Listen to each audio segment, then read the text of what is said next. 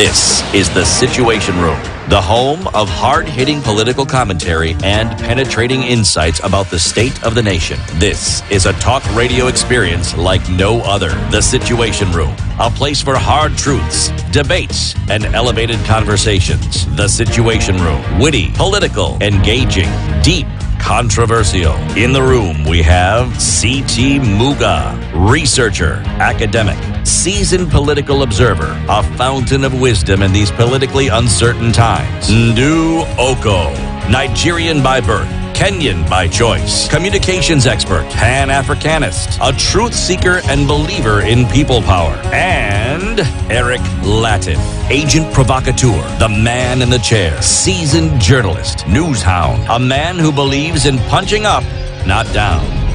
This is The Situation Room, the only way to start your day. 7 minutes after 7, how are you doing? Welcome to the second hour of Kenya's biggest conversation. This 21st day of November 2024. Happy holidays, Merry Christmas, everything. Oh, okay. The new year is coming. I mean, imagine, it's already December. Yes, it is. Aye, Buana, these days are moving too fast. Too fast. So imagine every day, every single day is a day gone by before you've actually gone into priority banking at Standard Chartered Bank. Imagine. And without you starting your journey towards actually accumulating and protecting your wealth. That is time wasted. Indeed. What are we talking about? So let's ask you, are you looking to secure your wealth and plan for the future? Say less. Standard Chartered Priority Banking is where you need to look. It's your ideal partner in building, growing, and protecting your financial legacy. So think about the different things that you want to do. You want to invest in education. You want to put something aside for a rainy day. You want to invest so that it can grow into something later. These are the folks that you need to talk to. As the only international bank in Kenya with over 110 years experience in 55 unique markets, they offer expert personalized care in banking, tailored to affluent Kenyans just like you. So you can have investment options in foreign currency bonds, mutual bonds, and Kenya government bonds, and you can earn returns in any currency of your choice. There's so many things that you can do. All you need to do is email prioritybanking.ke@sc.com, and let's build lasting wealth together. Yes, indeed. Now, we want to talk about this because it's holiday season and the Form 4s are coming home, and then they'll have some time. But even as they come home, what kind of boys are coming home?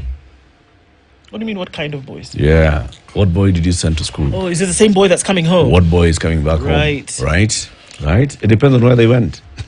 Yep. It does. It does. And we're not talking about their physical outlook.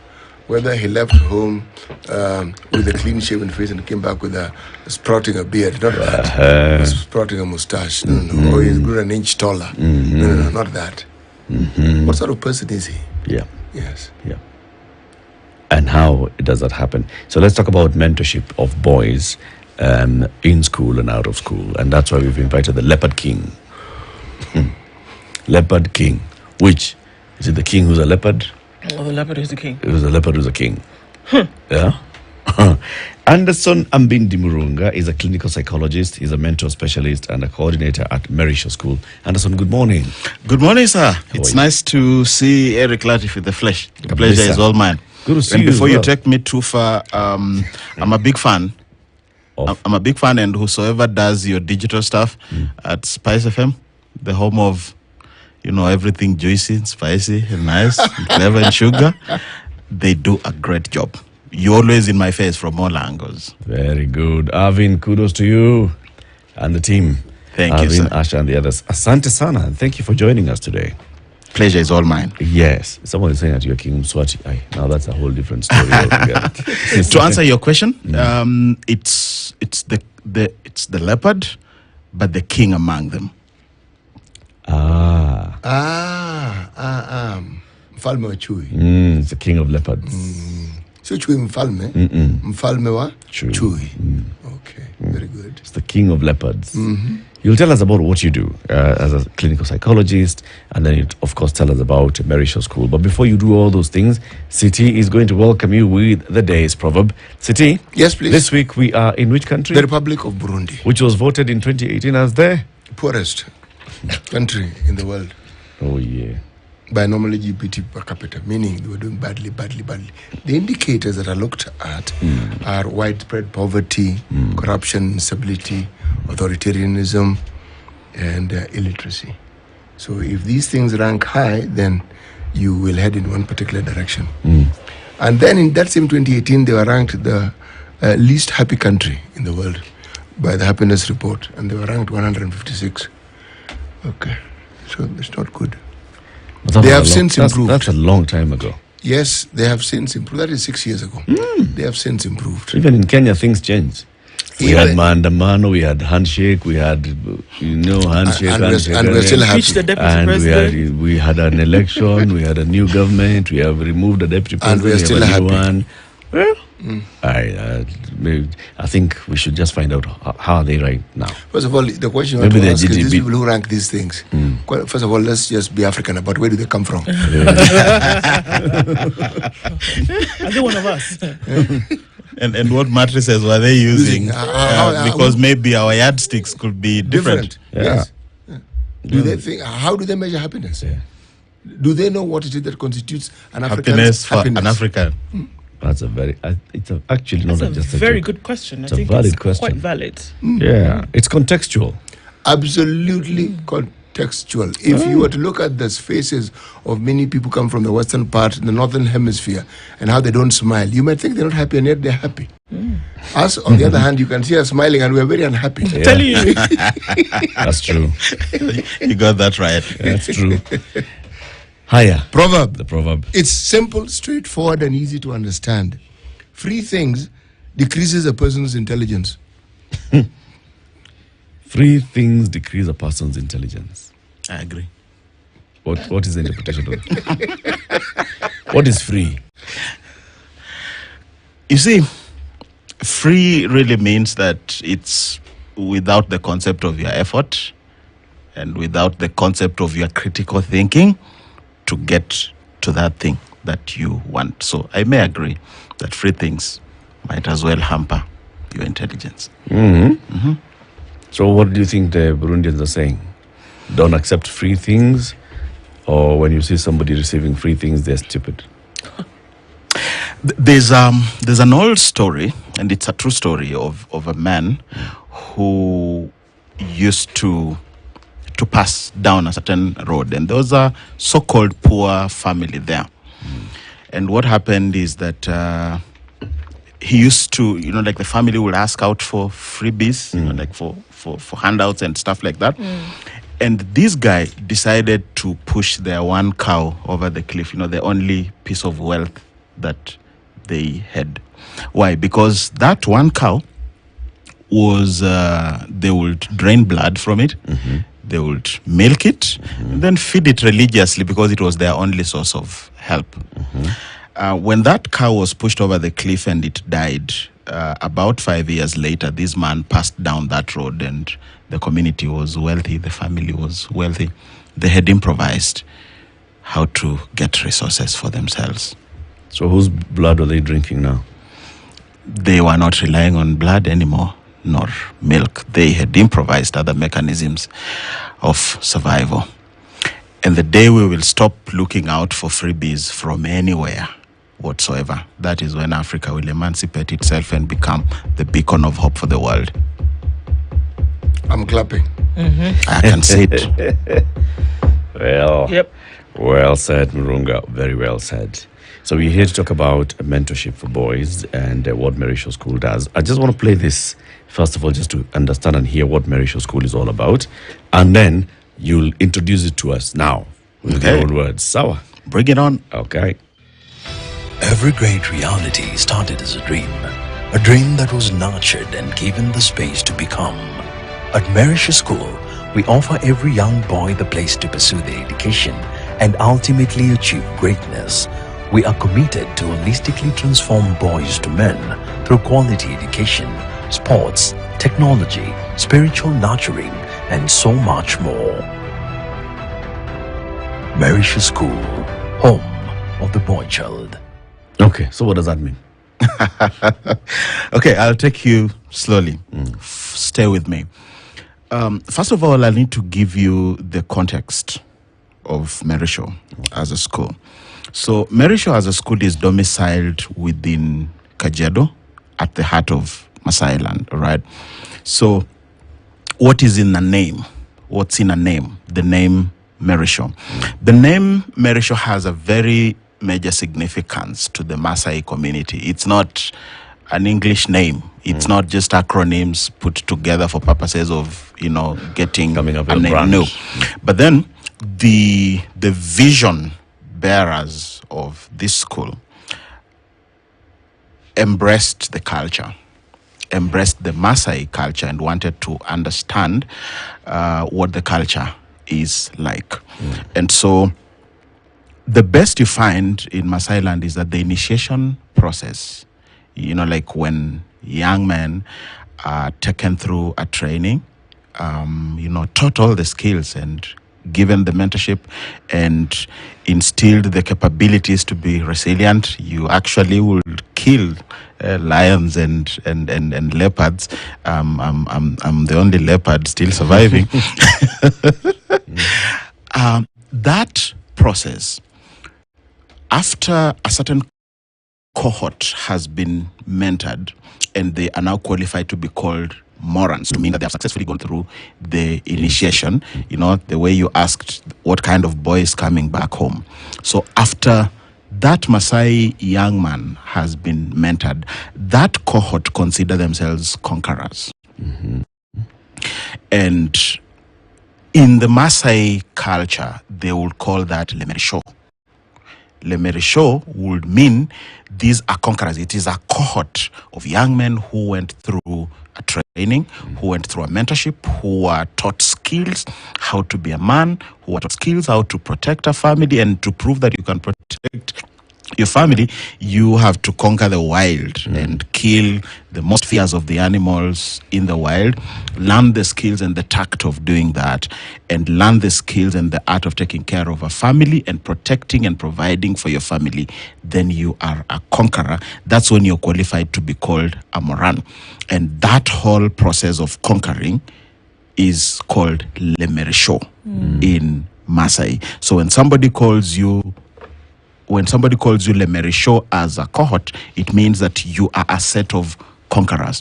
So every word and every time that you hear the name Merishaw School, we are talking about the school of conquerors. So let that sink. If nothing else gets home, that needs to get home. Every time we call out Merishaw School or Merishaw, then we are talking about the school of conquerors. The process of going through Merishaw School is everything I have just defined. It is the process of mentorship, it is the process of drilling, the process of training, teaching of skill, of tact, giving that particular support so that you then become a conqueror. When I translate that and now customize it to Merishaw School, one simple mission, one simple assignment, which is to develop global leaders who are purpose-driven and empowered for success. So that's where the conversation begins. And that's what really Merishaw is all about. The platform and the mechanics of doing this is basically the boy that comes home needs to be supported, needs to be mentored, to be taught, to be trained in an environment. And in our case, we are a world-class school. We are a world-class school whose objective and whose intention is to train and mentor our young men to become critical thinkers, to become innovators, to become leaders, to have compassion. And that compassion translates to success, which is born out of integrity. We have a lot of fake success around us, but we want our success to be molded and to be anchored in the principles of compassion, integrity. We want our boys to be purpose-driven. We want them to be critical thinkers. We want them to solve problems. And that is Merishaw in a nutshell. I don't know whether you want the icing on the cake. It will come. Okay. Yeah. So obviously, boys grow up to men, and it's interesting because in that little piece that we saw, the voiceover said very clearly that we're invested in turning boys Into to men. men. So by the time a man is a man, there's certain things that have been formed. It doesn't matter what you do, you're not going to be able to change them. The time to be able to form and mold that is when he's a boy. Yes. So what's missing at the man stage then that clearly needs so much attention at the boy stage that is being invested in now? I'll give a personal perspective, first of all, then I'll fuse that into how Merishaw is doing that. The kind of process that I've just described in Maasai land is not just a preserve of Maasai land. Africa as a whole has had the art and the craft of doing that. However, along the way, we got to think that what we got is less. Along the way, we got to believe that, what other cultures are doing for themselves seems to be the yardstick and the gold. And then we dropped our own guard. Right. And we have been in the process of chasing shadows, chasing the successes of other people. And I'm not trying to say that those successes are in any way irrelevant. All I'm saying is that that success begins home. It begins from where we are. It begins with the internal identity.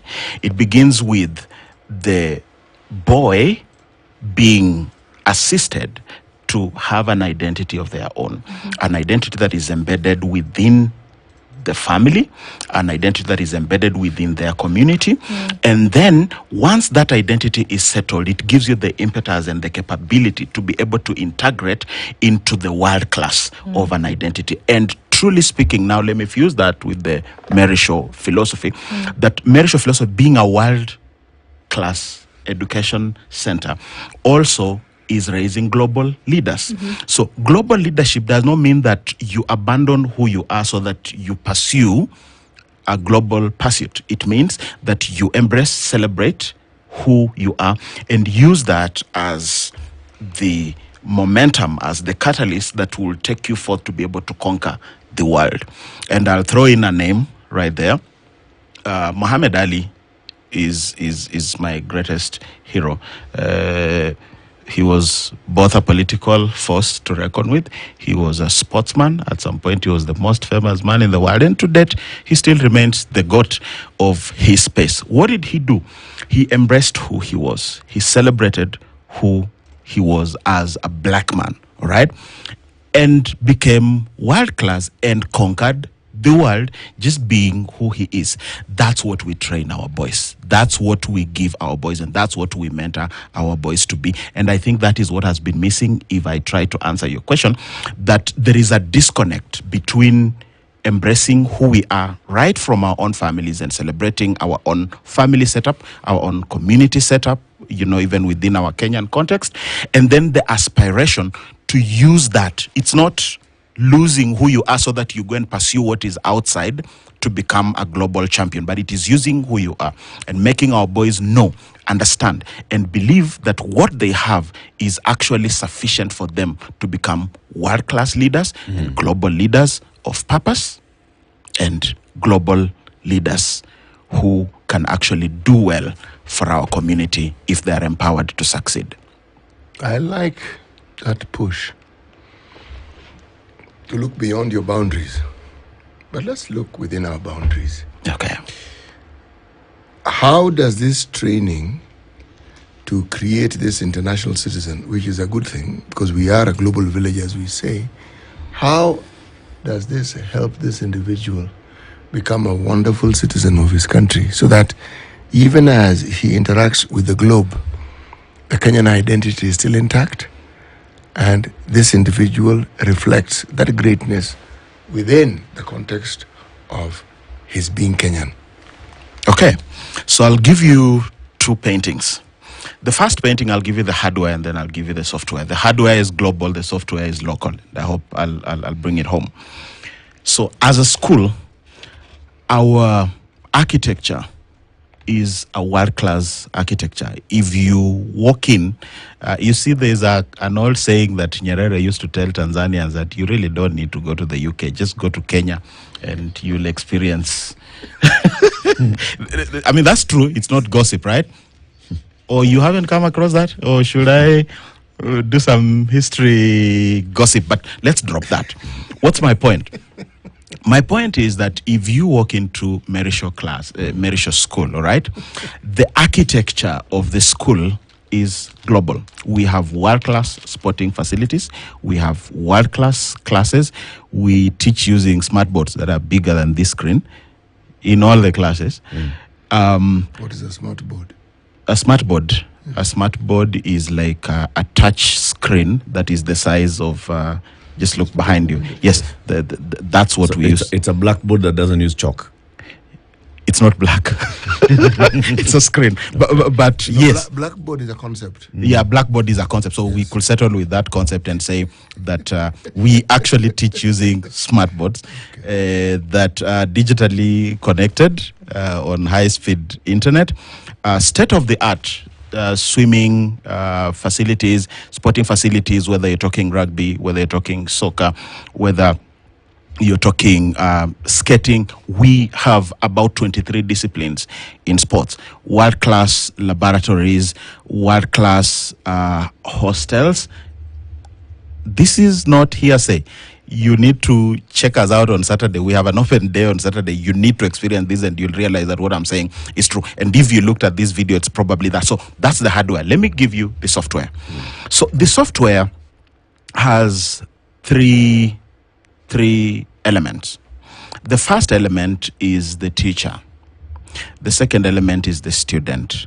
And the third element is the parent. So I'll talk about our teachers and I'll talk about our parents because that is the lead concept to mentor the student. So I'll talk more about the teacher and the parent. So let me begin with the parent. The parent is the first custodian of the child. It is the parent who needs to have an aspiration for their child. What kind of child do they want to be? So the Kenyan identity, powerful in its nature, begins with the parent. What kind of son do you want to have and to leave behind many years to come? So if the kind of child you are aspiring for is supposed to be the things I've just defined, then you need to come to Merishaw. But what will you find in Merishaw as a parent? You'll find an integrated mentorship program. That integrated mentorship program works the teachers and the parents in a very broad-based, structured manner. A lot of schools have mentorship that is just domiciled in the school, just by the teachers. And the involvement of parents, you were invited in on an academic day. You, once in a while, you may be invited for a sports day or, prayer day for candidates and stuff like that. That's not what we do. Our school is a home away from home. Why? We believe in family and we believe in that connection and integration of the child and the parent. So I'm still talking about the parent. So this message is to the parents that the kind of schooling environment we offer is a home away from home in such a way that when the student is in school, they should not feel like they were taken to a concentration camp. They should not feel like school was a punishment or what we train for our parents. A lot of parents today, Muga, I don't know whether you fall in that category or have people around you. Which category? I'm about to describe it. Of parents who start to say, oh no, these kids are here for a whole 2 months. You have you come across that kind of vibe? Yeah. Like 2 months is too long. Like, when are schools opening? Yes, what are we doing with them? Exactly. What are we doing with them? What can we, It means that parents have a template and a mindset and a worldview which is born out of how they were raised themselves. That their parents looked at the kids going away to school as a break, as a breather. You're saying it's not a break? I will answer that, but let me say what Merishaw views. Merishaw thinks that the engagement of the children and the parents needs to be a continuous engagement and a continuous process, whether the students are in school or are at home. And we do it this way. Number one, every once in a week, every once in a month, we have a mentorship, a parental mentorship group. I'm the leader of that particular group. We have a parental mentorship group that prepares on specific topics anchored in this book. Muga is looking at it like... what happens? What happens every month? No. This book has... You can look at the table of contents. I will be happy because I'll need you to talk about what you've seen. Just look at the table of content. Yeah? So the table of content talks about the things we discuss and the things that we help our students to grasp. So these are parents who try to bridge the gap I've just explained. These parents who say, oh no, 2 months, a whole 2 months. Now, it means that there is either a communication gap between the parents and the students or just the connection. I've been to camps of boys and fathers. You know, I've taken my sons at different times to such camps, and we are given space to be with our sons after like a whole week of training. And within 15 minutes, the fathers and the sons are done talking. And the boys go to their camp and the fathers go to their camp. At Merishaw School, we are saying that we are bridging that gap. So parents come to school once every month to do mentorship. And this mentorship is done in groups. So we prepare as parents. We discuss specific topics, and I'll be talking about them maybe a little later, the topics that we talk about. But they are the topics that support what the teachers are doing in school. Secondly, these students get assigned to a mentor at class level and at group level, which means that when we go to do mentorship, Muga will go to one class and Eric will go to another class, and the N to the D to the U will go to another. And I mean, that's how I usually mention it. I hope it's not offensive. You're fine. Okay, thank you. Yeah. So we go into different classes. We go into with the different boys. and discuss. We shared our egos. You know, we have the parent ego, you know, like the authority version, and then there is the adult ego, which is, can we just talk like colleagues, like friends? And then there's the child ego. So we shared that ego a little bit so that we can just discuss with them, do open discussion, and get these kids to express themselves. Get the boys and the Morans to express themselves. Do you know what that does? A lot of the time, boys are used to just being told, being given instructions. So they lose their autonomy, they lose their individuality, and they lose the capability to be critical thinkers. They lose the capability to have an opinion over issues and to have a wild view of their own over issues, and that's what we support. And guess what? We are using parents to do that. Teachers do the same every week as we do it once in a month. Teachers do that once every week, every Thursday morning, they do that.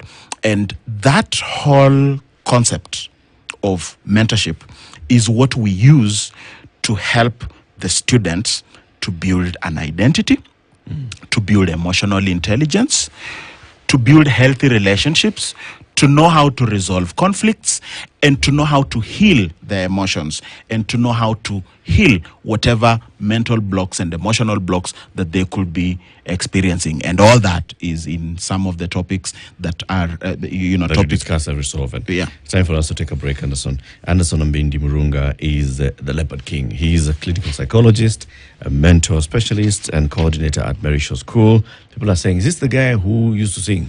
Oh, yeah. It's the guy who used to sing Ugali Sosa. Very good. So it's the Ugali Sosa guy. It's the Ugali Sosa guy. Very good. Parent as well at Merishaw. Okay. We're talking about what we need to think about, in mentoring boys and bringing up boys and turning boys into men. 25 minutes to 8. Ndu? Yes. We have been talking about priority banking by Standard Chartered Bank. Yes, we have. And yesterday we had two bosses from Standard Chartered Bank, and they told us, they defined wealth for us. Now let's continue. Yeah, they did define wealth for us. And just taking off one thing that was said yesterday that was resonating is that it really doesn't matter where you are, what you've done, or where you've been stuck. That there's certain things that you can do at every point to then be able to at least assess your situation and start to put the little building blocks towards that. And Standard Chartered is the partner to be able to help you through that. So the questions arise in terms of what you can or cannot do. Standard Chartered's priority banking, your financial goals are unique. Each and every financial goal that you have is unique, as well as you being unique. So Standard Chartered is ready to walk with you in that unique journey to make sure that everything that you would be interested in doing as concerns your money now and in the future is taken care of. Where you want to invest it, what you want to do for education, what you want to put away for your children for the future, you can actually do that. Prioritybanking.ke@sc.com. This